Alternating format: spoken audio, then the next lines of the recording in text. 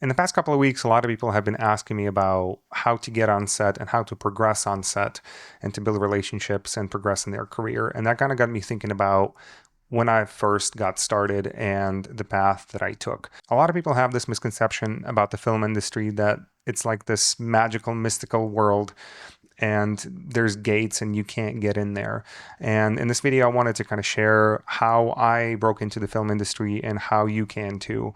And I know that the landscape is different now. We have AI coming and it's already here. We have changing landscape in the film industry as far as streamers and budgets and everything like that. But I think there's still proven ways that work still today, and I want to share that today with you. So for those of you that are new here, my name is Olexiy Kryvych, and I'm a writer, director, actor out of Austin, Texas.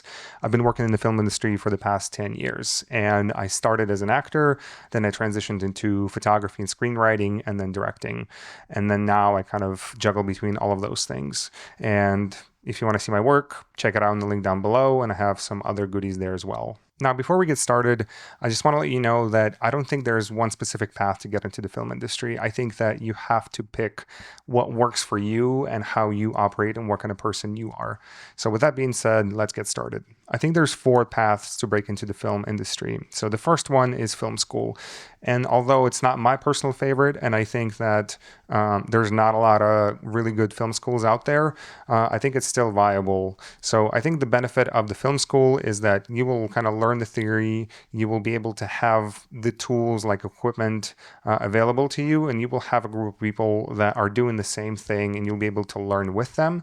And then once you all graduate, you will be able to maintain that connection and grow together. Now, me personally, I didn't go to film school. I went to a college that taught a theater program, and I learned how to be an actor. And it would have been useful if I stayed in that city, but I went to college in Michigan, and then I moved to Chicago. So all of my contacts weren't really useful. But if you went to film school in like New York or LA, then those contacts are going to be really useful because you're going to grow together and progress in your career in the same city. The second option is the internship at a production company. So this one's a bit difficult, but it's a lot easier once you get in to kind of grow and build those connections.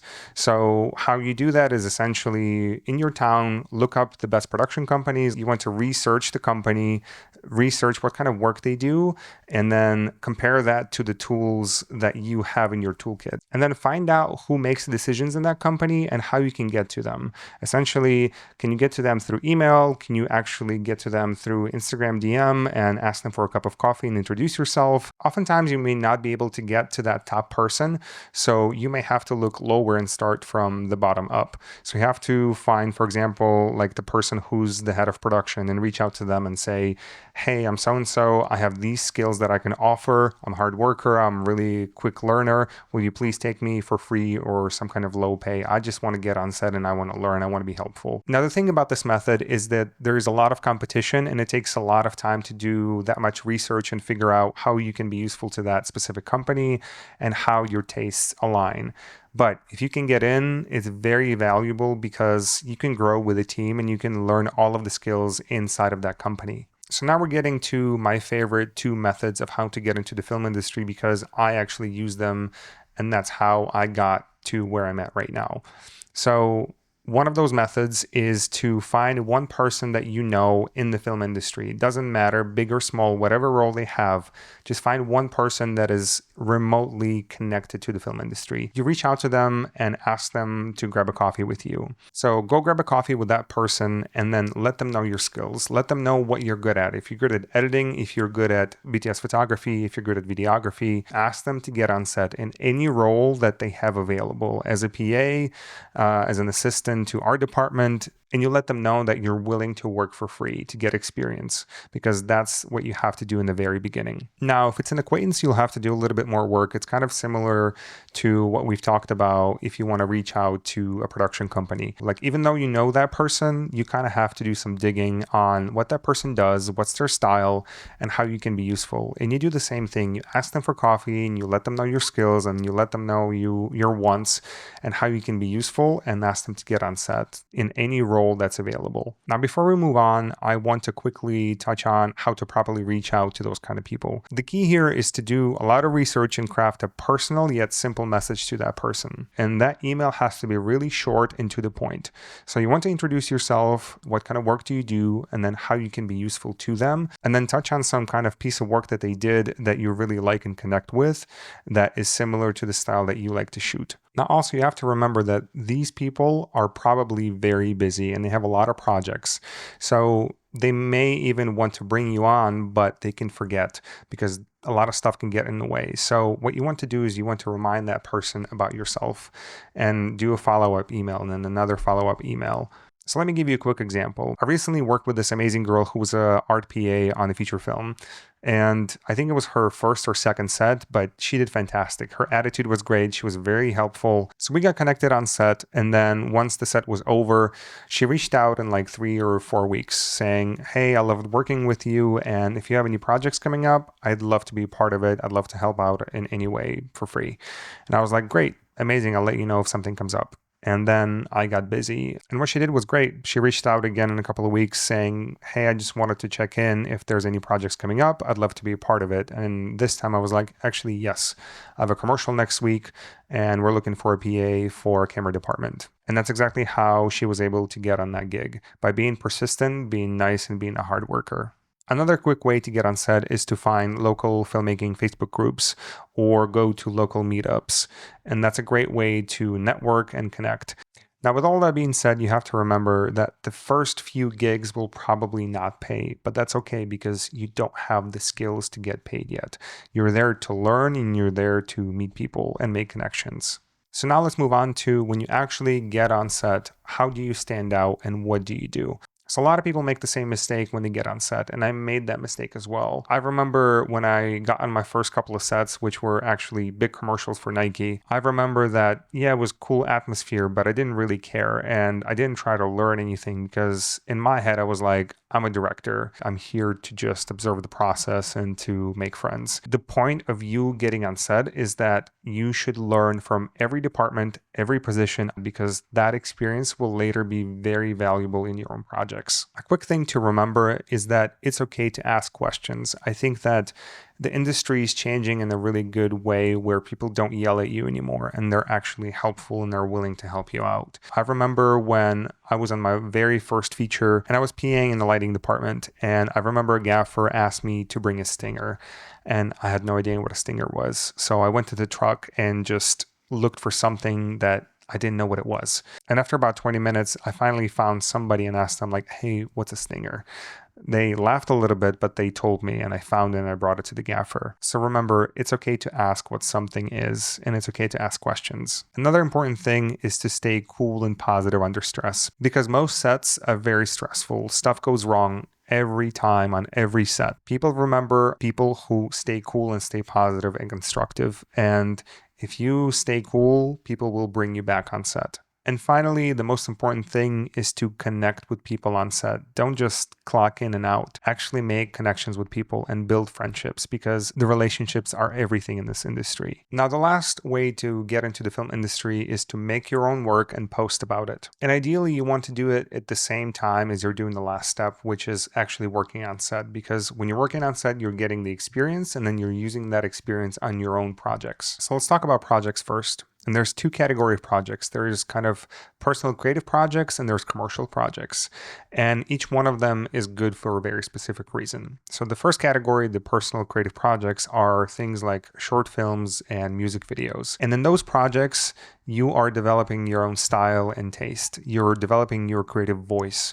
And the second category are the commercial projects. So essentially it's commercials and event gigs, and then there's also like photography and videography. So commercials and event gigs are really there to teach you management and communication skills. On those projects, you learn how to talk to a client. You learn about pitching. You learn about scaling the process. You learn how to build a team and then manage that team. So the second category of commercial projects is things like photography and videography. And those projects really teach you about technical skills. And for example, they make you sharpen your eye for composition, for light, for color. And they also teach you technical skills on how to work with the camera. And even if you ultimately want to direct feature films, all of these skills are really important to be able to communicate with your team. Now, a word about all of these projects, the personal and the commercial ones. Every project you do, you have to get better at least one thing. Pick a thing that you're working on and get better at it. So every project becomes better and better and better, whether it's technical or whether it's stylistic. Now let's talk about the other big part of doing personal projects, and that is posting about it online, your online presence, your online brand. And I'm kind of learning it the hard way right now, where I wish I would have started YouTube and TikTok and Instagram way earlier, and I started posting about my work. So the thing you have to remember is nobody will find out about your work if you don't post it. And if you don't post about it, we live in an age where personal brand is so important to you getting work. I think a lot of creatives, me included, fall into this trap of not posting your BTS, not posting your kind of personal struggles because they think that the work should speak for itself. But the thing is, even like the big studio films, they all have trailers. They all have promotional content. And you have to remember that filmmaking is a business and that in order for your art to get seen, you have to post about it. Now, a really important thing is to remember to start early. Even if your work is imperfect, just post it because there's levels to this game. And even though you think that your work is not great, somebody else may think that it's amazing, and people will connect to your journey and your growth. You also have to remember that you're building a community, you're building an audience, which will be very valuable later on. And through this process, you're also learning a lot of valuable skills. You're learning how to script, you're learning how to shoot, you're learning how to edit, how to color, and do that whole process. And you're also learning about marketing, which are invaluable skills. And the last important point in this topic is to have a professional website. It's important for people to be able to find your work and to check it out in a professional way, not just on Instagram. Now, the thing is, don't try to make your website super complicated. Just have a simple landing page with 4 to 6 projects that are your best projects. Make it super easy to navigate, make it super responsive, and make it easy for you to edit so you don't spend a lot of time in revising your website. Now, when building your website, let's quickly touch on your portfolio. So an important point here is quality over quantity. It's better to have less projects, but them having really good quality. Also, it's important to show range. It's important to show that you can do this kind of project and this kind of project and this kind of project. But again, you should only have about 4 to 6 pieces. So for example, on my website, I have a documentary, I have a commercial, I have a short film, I have a music video, and I think I have another couple of projects. But the thing is, I think I only have 6 of them under the film section and 6 of them under the commercial section, which show my range, but they're my best projects. So now that we talked about the 4 different ways to break into the film industry, I wanted to quickly touch on motivation and success and sustainability. So the thing is, a lot of filmmakers go into the industry for the wrong reasons, myself included. But for me, I was very lucky to kind of rethink my motivation and change my approach. A lot of people go into this industry thinking they want to become rich and famous. And once they get in and spend a few years, they realize how hard it is. And they realize that it's not a sprint, it's a marathon. And there's no such thing as overnight success. And a lot of the times when people have overnight success, they quickly burn out because they haven't earned it. A lot of the times, overnight success actually took about 10 to 15 years. And a lot of people overlook that when they go into this industry. Now, when talking about motivation, fame and fortune is not a motivation that will sustain you. You have to learn the process to be successful in this industry and to be in here for the long game. Another trap that a lot of filmmakers fall into is kind of waiting for their big break or counting on one project to become their big break. And I think instead they should focus on the process and they should focus on making every project a little bit better than the last one. And finally, I want to quickly touch on sustainability in filmmaking because I think it's a really important topic that a lot of creators overlook. I think that with streamers and with AI, the industry is changing drastically every day. And I think the 2 most important things that you have to have as a creative is adaptability and your taste. As a creative, you have to remember the fact that the tools are always going to change. They have changed and they're always going to. And that it's your job to adapt to new tools and learn how to use them. And finally, it's important to develop your taste because that's your biggest weapon. It's your own voice and how you tell a story. Thank you so much for watching. I hope that this has been helpful. And if it has, please like, subscribe, and leave a comment on how you got into the film industry. And then also, I just wanted to let you know that I just released the writing workshop where I teach you how to come up with a personal and doable story and develop it into a film, outline it, write it, and pitch it. And then also, I am releasing the alpha version of a pre-production and shot listing app later this month. And you can check that out at Cinelogue.com. Thanks so much for watching, and I'll see you in the next one.